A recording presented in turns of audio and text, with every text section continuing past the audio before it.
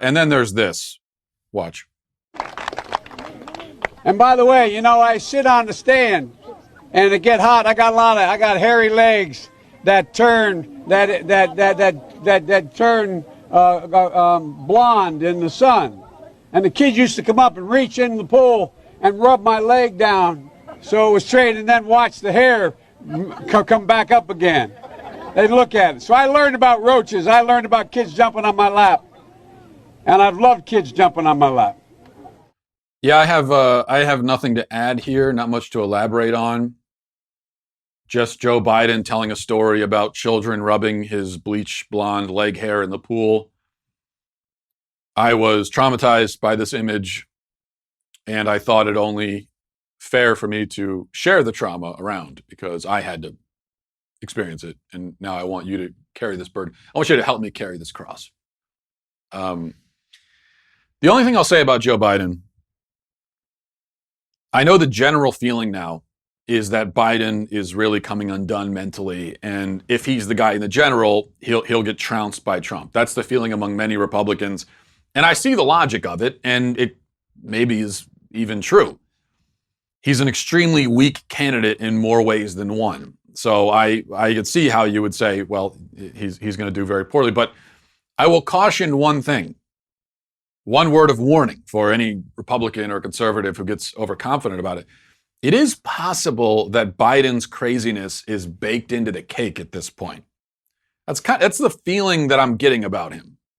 And that's part of the reason why Trump is not harmed by a lot of the things that he does and says that would destroy any other politician or candidate. This is what's so frustrating for Democrats and has been for ever since he came on the scene, that he appears to be impervious because it doesn't. He can say whatever he wants, and things that he says and does that would just be huge, be considered huge gaffes and politically ruinous for other candidates. It's not for him.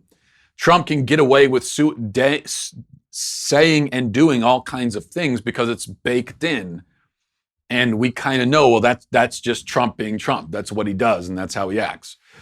I mean, over the weekend, just as an example, maybe you saw this, Trump tweeted a picture of himself, his face photoshopped on the body of, on Rocky Balboa's shirtless body. And no comment or anything, just the picture he tweeted. And conservatives laughed about it and said, oh, that's our president being silly. But of course, and really, it's not a big deal, so fine. I guess it's just funny. But of course, we all know without a doubt that if Obama had tweeted a picture of himself photoshopped onto the shirtless body of a boxer, we would all be saying that he's lost his mind, he's an egomaniacal, crazy person who's unfit for office. That's what every conservative would be saying, without a doubt. There's no point in, don't deny it, don't try to denying it. We know it's true. Let's just be honest with each other here. There's a lot of, that's just one example. There's a ton of stuff that Trump does and says that if Obama were to have done or said that, we would still be talking about it now, years later. But it's different with Trump somehow because we're just used to this stuff. And so it's not the same thing, right? It's not, I mean, imagine if Nancy Pelosi tweeted a picture of her face photoshopped on the body of like a swimsuit model. Now that would be more disturbing, I think, on a number of levels, but it would really technically be the same thing, right? Yet she could never get away with that. But for Trump, it's baked in. For better or worse, it's baked in.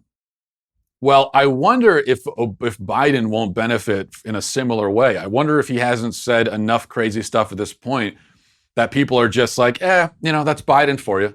Yeah, it's creepy and weird, and I don't know what the hell he's talking about, but that's just Biden. I'm thinking that might be the case. I don't know. And a general election between these two will just, I think at the very least, we'll all be entertained by it. If you can imagine, can you imagine a debate between Joe Biden and Donald Trump, 2.5 hours of these two just going back and forth? Who knows what'll happen?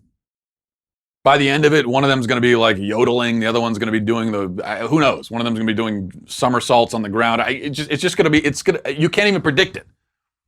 You have no idea. You follow both of these guys and their train of thought and just, you give them, and who knows where it's going. I think it'll be entertaining. And I wonder if, like I said, it kind of breaks all the rules of politics, and Biden's got himself to a point where he can basically say whatever he wants, because it's what everyone expects anyway. They're kind of providing a blueprint, I guess, for other politicians.